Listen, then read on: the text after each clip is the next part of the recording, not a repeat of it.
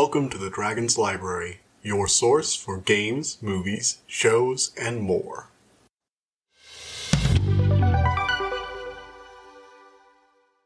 Hey everybody, welcome back to the Dragon's Library. So today we get to talk about a fun movie. Yay! Sorry, after Ghostbusters Afterlife I really needed this. So this is, so today we're talking about the new film Enchanto from Disney. Cause Disney Animation, they're fun in a studio. I like their stuff. I know it's really cliche. I liked Frozen. There, I'll just say it. I liked most of their new movies, honestly. Moana was good, and I'm glad to see Disney getting back into their own, animated movie style. The new CG style is, it's pretty nice. And Enchanto is just a fun, all-around great movie that I think a lot of people are going to enjoy. It's not like their best work or anything. I think Enchanto is going to be probably one of those more, forgotten gems of Disney later on, or one of those movies people are like, yeah, it's alright. But, all right for Disney is, one of the better movies for most other studios, so I think that's a win. Better than most things Illumination makes, that's for certain. And, quite frankly, I just really enjoyed this movie. It's just a lot of fun. First thing I gotta say about it, really, is just, hey, it's a lot of fun. Perfectly enjoyable. Take your family to it. Go see it with, go see it with your parents. Go see it with your brother, sister, anyone.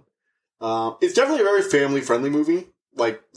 Huge family connections and that kind of stuff. It bucks a few of the more normal trends I've seen in movies like this. So, I'm going to get to that a little bit. But, first up, let's give you the basic plot. So, there's this family that lives in this small, isolated village, in South America. I think it's technically set in, around Colombia, I believe. And a long time, so basically when the grandmother was young and just had her kids, her home got attacked by raiders or something. It's a little unclear. And, she and her villagers were forced to flee from their home as it burned behind them. As they were fleeing, the people who attacked their village caught up with them, and her husband was killed. However, as she mourned his death, a candle she was holding suddenly bloomed with magical light, and mountains grew in the path of the invaders, separating them in a small, isolated valley. The candle then formed a massive house on top of the hill, where she and her 3 children lived. As the kids grew up, the house prepared a door for each of them after they reached a certain age, and each one of them gained a magical gift or superpower. When they had their kids also went through the same process. As a result, the other survivors from the village kind of see them as the de facto leaders of this small, isolated settlement. And as a result, the grandmother teaches her kids and grandchildren that they have a responsibility to maintain the magic because it protects their village and it helps their village thrive as well, because the magical gifts they're given can be used for the community. However, a few years before this movie, the second youngest of the family, Mirabelle, her door dissolved in front of her, basically. And she was the one who didn't get a gift. Now, she's not really maligned in the same way you'd think, people see her more as, hey, you get into a lot of trouble, look, you don't have a gift, just kind of stay out of the way. Not intentionally rude or anything, or thinking she's a monster or a freak or anything like that, which you see a lot more in stories where it's the one person who doesn't have magic, and a family of magic users. It's more of a, hey, look, you're not super strong or, chlorokinetic or anything like that, so you might want to stay behind, don't get in the way, look, stop trying so hard, you're perfectly fine as you are. But there's still this sentiment of, wow, look at the disappointment. Not outright stated, which is actually a lot more interesting, is that, there's this undercurrent of disappointment. In fact, they're getting ready for her younger cousin, to go through his, gift ceremony, and the entire time the other people are like, yeah, I hope this isn't a, disappointment like the last gift ceremony, yours. There's this undercurrent of, oh, is the magic gonna fade? Is our town gonna be open to invaders again? That kind of thing. Which, again, I like. The entire town still sees her as a valued member of the community and stuff like that. They just are a little weary because the thing that's been protecting them for all these years is suddenly starting to fade, and she seems to be the face of it because it started with, her gift ceremony. And then things start happening, the magic starts fading, and she has to uncover what's going on. All in all, it's a very interesting story. I really like Mirabelle. She's a lot of fun as a protagonist. And I'm not going to spoil the ending, but it goes in a direction it goes in the general direction you think, but not quite. There's not really... See, one of the big things I really like about this is there's not exactly an overarching villain. Like, you think, oh, maybe it's the Conquerors, but, like, the people who raided their home are kind of just faceless nobodies. They're not involved in this. It was years ago, back when the grandmother was young. However, it's more of a dealing with the dysfunction that grows from this kind of position. I'm not going to spoil. I'm trying really hard to spoil this because that's for the spoiler section of the review. But I will say I actually prefer this to how a lot of these stories turn out. And I like the idea of it all being their own personal problems rather than some scheming villain in the family who's trying to destroy the magic because he wants to be free or something like that. Like, there's no Frozen double cross or, anything like that. There's no, like, third act villain twist. There's not really a central villain. It's just personal problems finally coming to have, like, external consequences. Which is, again, a lot more interesting.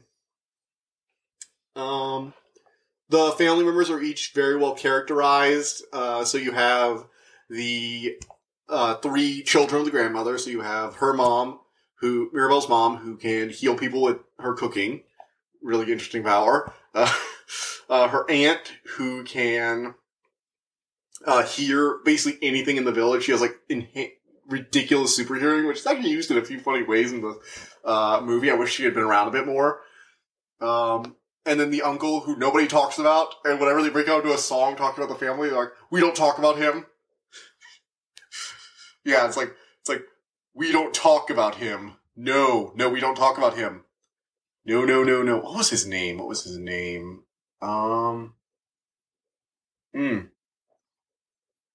Bruno, and he ends up being a bigger part later. He's mysteriously missing as the movie starts. I'm not gonna spoil that whole thing. And then you have the grandkids. So you have Isabella Perfecta. She's like, she's always constantly perfect. Everywhere she touches, flowers bloom. She's basically like an archetypical Disney princess, but in like an annoying, wow, she's so perfect, that makes me feel inferior kind of way. She has like another cousin who can shapeshift.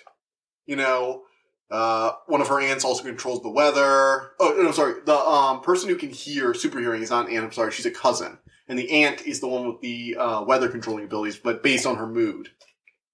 And then her sisters, her sister is the chlorokinetic, the person who controls plant, the perfect one. Then her eldest sister is like super strong. And then you have, what was it?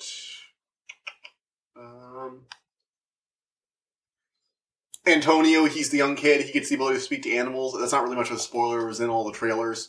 And so, they have the whole house that have, like, all these weird abilities. And they show them, using those abilities out in the world. Like, they'll have the shapeshifter, like, take care of kids while the mothers rest so they won't get upset because they think their mothers are still there, that kind of thing. Like, or, helping out with manual labor by basically becoming a matching pair to, a strong or tall person around.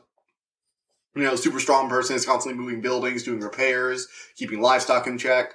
Isabella, the perfect flower bloomer, is constantly making sure the fields are growing. The weather control aunt is using her powers to make sure there's always rain and sun when we need it.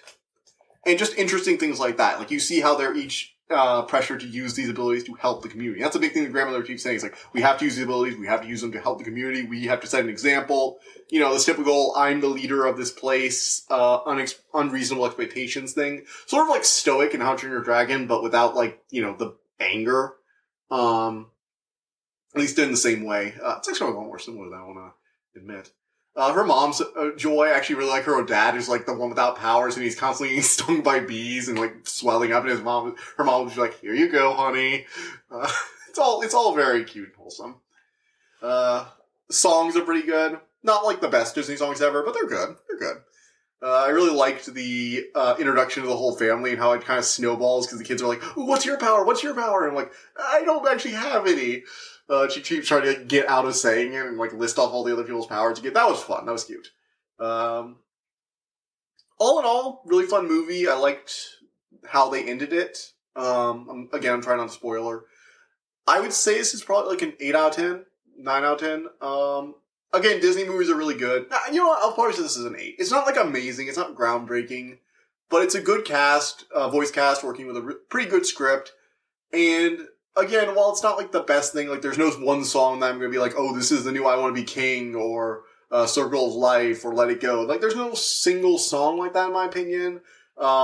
This isn't, like, a story that I think everyone's going to be like, oh my gosh, this is the most amazing thing ever. But, you know, it's a really good Disney movie. And I think it deserves some attention. So, yeah, go see this. Definitely recommend it. Alright, so, from here on out, there be spoilers. If you don't want to hear the spoilers, go watch the movie and come back.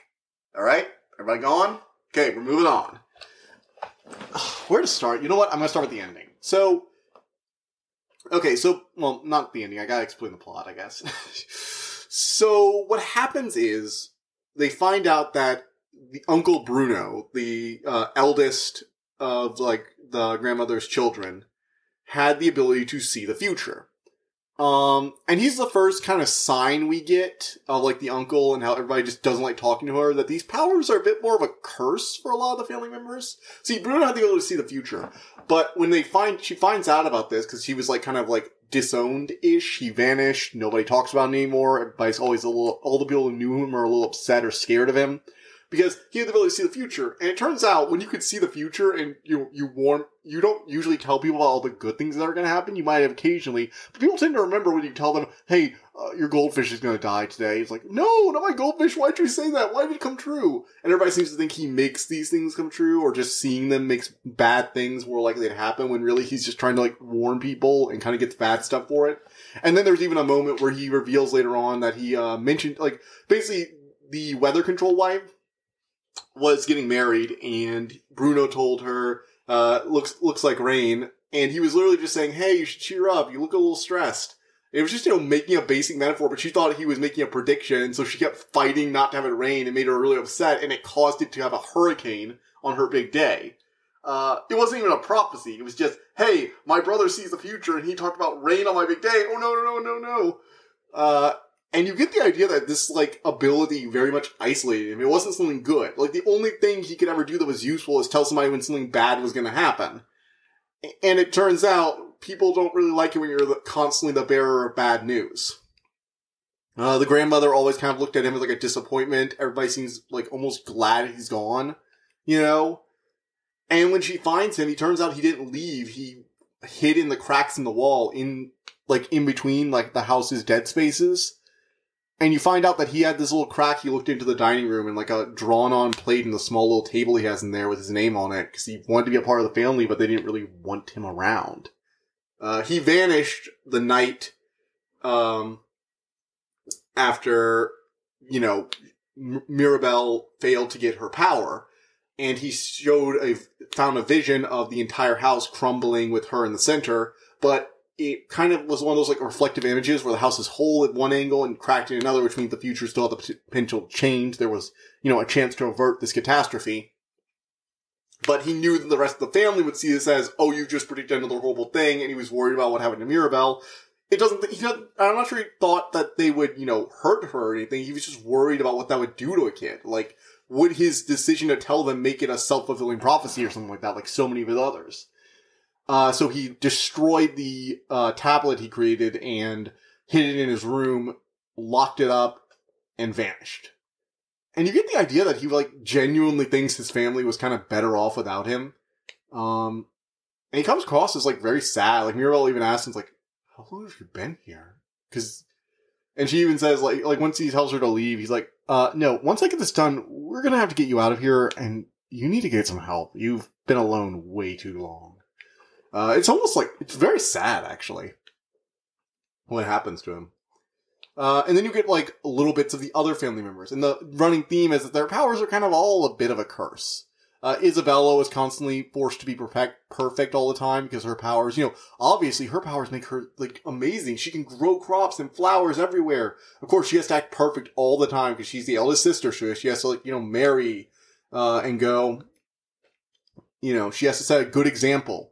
She's the eldest grandchild.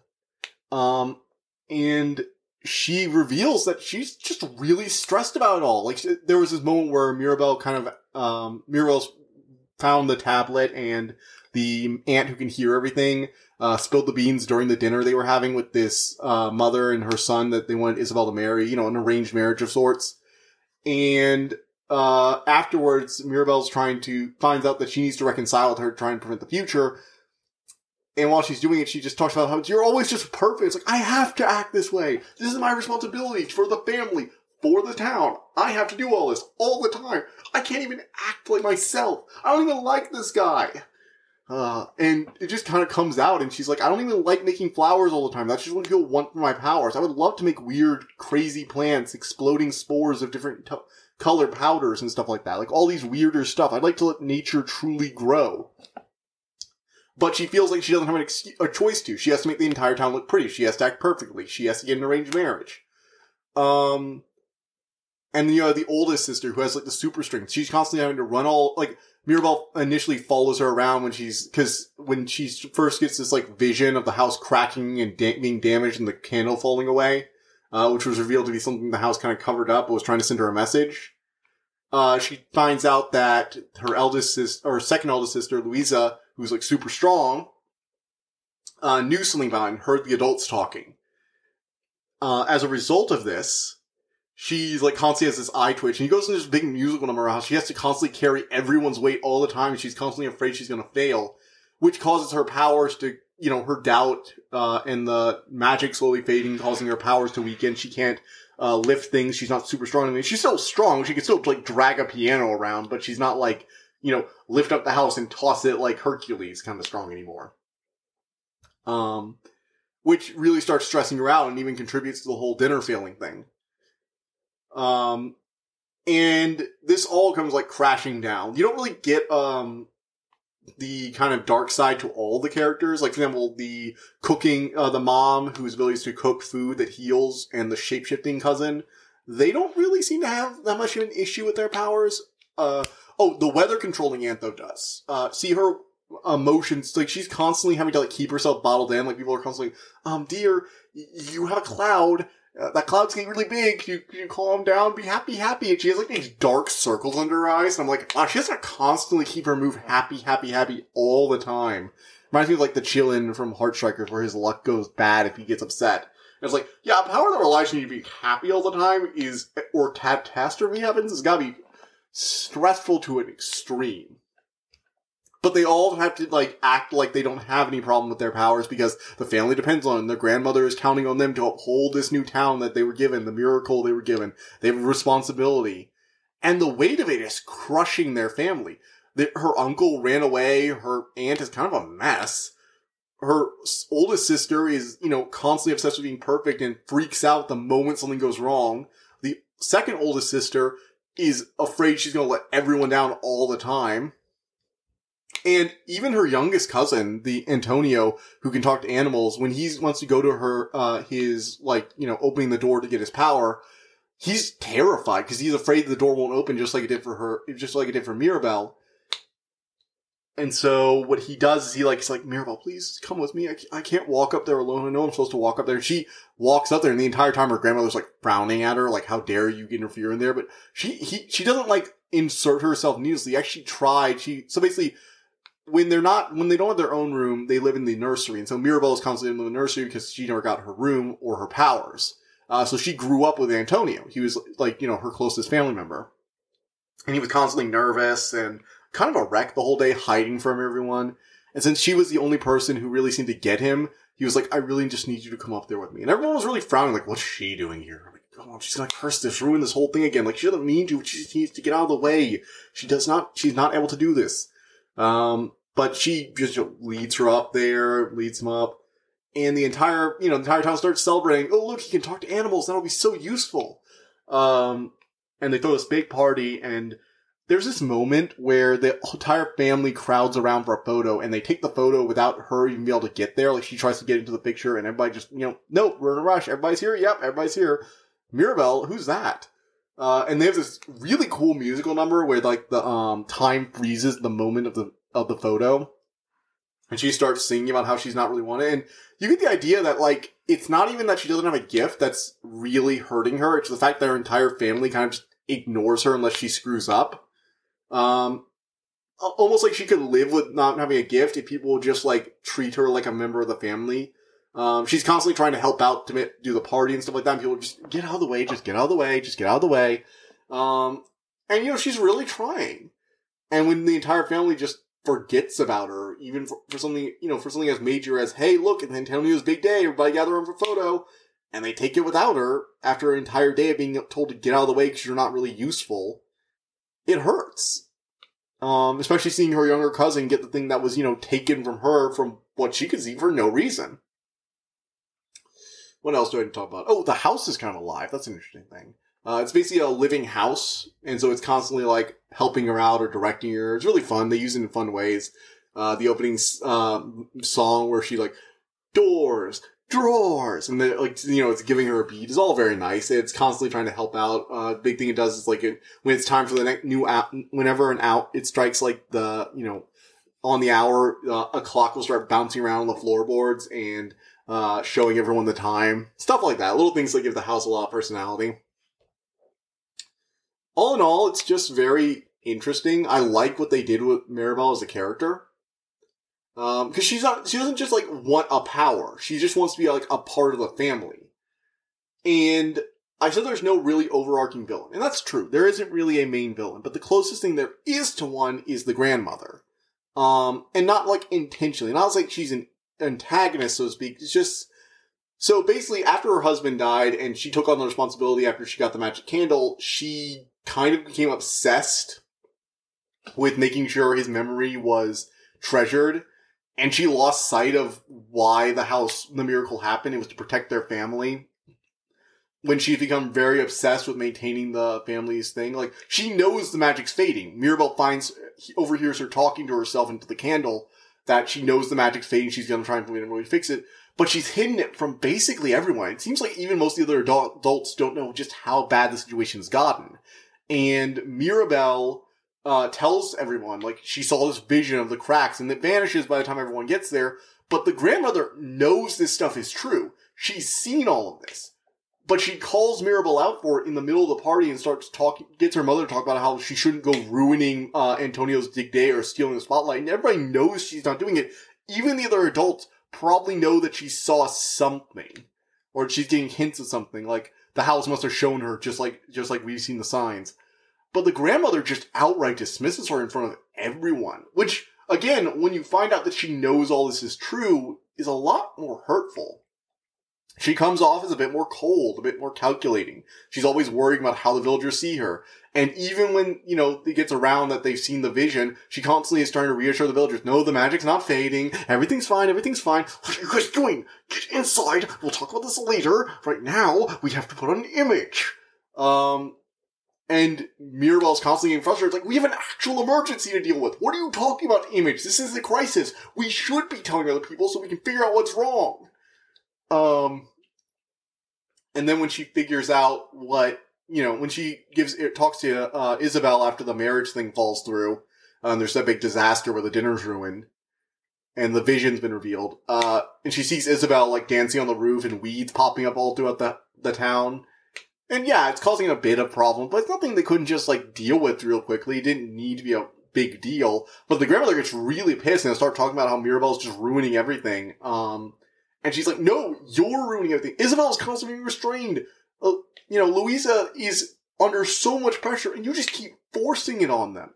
And they have this big meltdown, and the house breaks. Mirabelle, they have this really cool sequence where she's trying to, like, save the candle as it's burning out. But it burns out. The mountains start cracking open, you know, reeling. Mirabelle ends up fleeing outside the mountain range, and she finds her way accidentally to the spot where the grandfather died.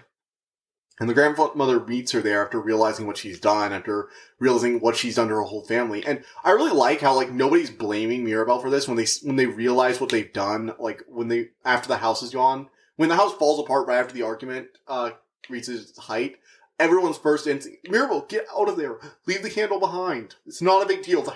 Your safety is more important.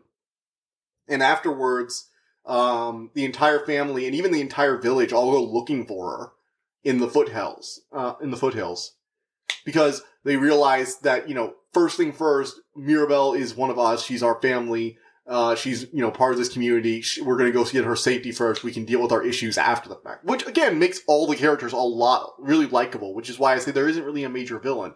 Even the grandmother eventually finds her there, tells her the story, and just explains. By this point, everybody's lost their powers, but again, even without powers, they're still focused on just trying to assemble their family. So they, they kind of make up. They realize what they did was wrong, and they decide to rebuild their house. The villagers come up and are like, we don't care that you had powers. You've always taken care of us. Let us help you out. So they rebuild the whole house, from all the pieces around, from the supplies the villagers give them. Everybody chips in from all over the town. And they decide to let Mirabelle put the doorknob on. She was supposed to grab the doorknob and open it to get her powers, so it's symbolic of, here's your door after all. Because they reunite as a family, the magic returns. Mirabelle doesn't get a power, not from what we see anyway. But, people have started to realize that she was just as special as her own family in her own new ways. If it weren't for her, they'd still be repressing their issues, slowly crumbling under the foundations. And, you know what? I gotta say, I really like the layers the metaphor for this entire story acts on. Basically, and this is my personal, analysis of this movie. Let me get into a bit of film analysis. So, from what I understand, the house was supposed to represent their familial bonds. The magic was, hey, this is a personality this is like the mask they put on, or the personality. Like, it reveals a lot about who you are. And the cracks in the house were supposed to represent the slowly building cracks in the foundation of their own relationship. Ever since Bruno started getting very ostracized and Mirabelle didn't get her door, everything has just been falling apart over the years because everyone is so stressed, so chained by these expectations. They're not really acting like family. And even the grandmother, the one who this miracle had been given to, isn't acting like a grandmother anymore. She's acting like the head of a household, who has to make sure everything stays in order and everything's, she's acting more like a town leader than a family member, even to her own family, even privately. So obsessed with what each gift can do for them. Like, the first thing they talk about, when Antonio gets his gift to talk to animals is, I'm sure we'll find a way to make that useful for the town. And again, Bruno was basically cast out because his gift wasn't useful. Same with Mirabelle. She's kind of ignored because she doesn't have a gift. She doesn't have a way to contribute to the village. And everybody just assumes that because she doesn't have a gift, she can't contribute at all. And the cracks finally falling apart was the argument when Mirabelle just got fed up with her grandmother. Like, literally, she saw Isabella having fun and actually being genuinely happy, not just fake perfect for the first time. And she got angry at Isabella. She started shouting at her and telling Mirabelle she was ruining everything. And Louisa had this whole meltdown because Mirabelle's the first person to ask, hey, are you doing okay? You might need a hug. Here you go. You don't have to take on everything by yourself. And she was apparently the first person that was like, hey, Louisa, maybe you should work through this. You don't have to take on everything on your own. And the grandmother's not worried about, oh, Louisa's having an identity crisis. She's worried about, oh no, Louisa doesn't have her super strength. Who's gonna do all these building repairs? And how are we going to save face with this mother and her son for this arranged marriage, my other child? Stuff like that. And it was putting the appearance of the household above their own familial connection that caused the cracks in the magic. Which was interesting. I really like the metaphor there. And it's only restored when they finally re-embrace each other as a family, all, family and all. Even Mirabelle, even without her gift. She also reunites with Bruno. He becomes a part of the family again. They accept him all, and they even listen when he tries to describe that he wasn't trying to be, cruel or evil. And they did kind of view him as, creepy and evil to a certain extent. They have this whole song about what Bruno did to them. And when you actually look back from his perspective, it's I was just, I used my gift when they asked, and occasionally I'd make odd remarks. I wasn't, making a prediction all the time. I have to do all this big ritual to do a prediction. Sometimes I'd just make comments, and they would correlate it with whatever bad thing happened. And you really got the sense that he got fed up with it. So, one of the things and that's basically the whole movie at this point, one of the things I really do like is that Mirabelle doesn't get a power. She doesn't, I'm nearly 100% positive. Yeah, she doesn't get a power. So she just helps reunite the family. The door is the door to the house itself, Casita. And that's it. That's just, the magic comes back. Everyone else gets their powers, but Mirabelle's just herself. Like, she didn't need a power to be a part of the family. That was the main point. They have this final family photo meant to parallel the one at Antonio's party.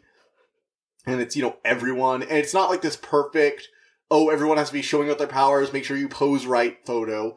The house even, throws the floor around just as the photo is taken. They all act a little bit more lively, like they're grabbing at each other, falling over. They're more like who they actually are in the photo. They don't have to pretend anymore to be something that they have to be for the sake of the town. They can just be themselves, help out around, and everyone will understand. And that's basically the idea, is that you don't have to, your family image shouldn't become before, the familial connections to those around you. Okay? Film analysis time over.